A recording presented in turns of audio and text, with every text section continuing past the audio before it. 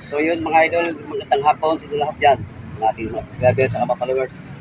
Ako ngayon sa paggawa ko ng linya ng wire electrician. Ito po kay Idol Jimmy.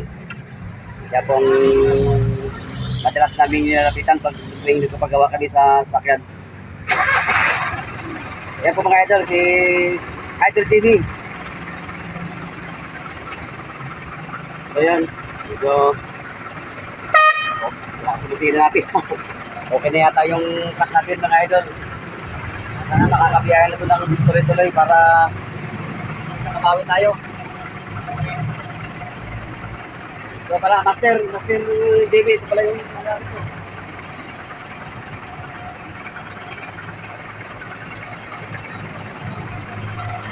Ayan, idol.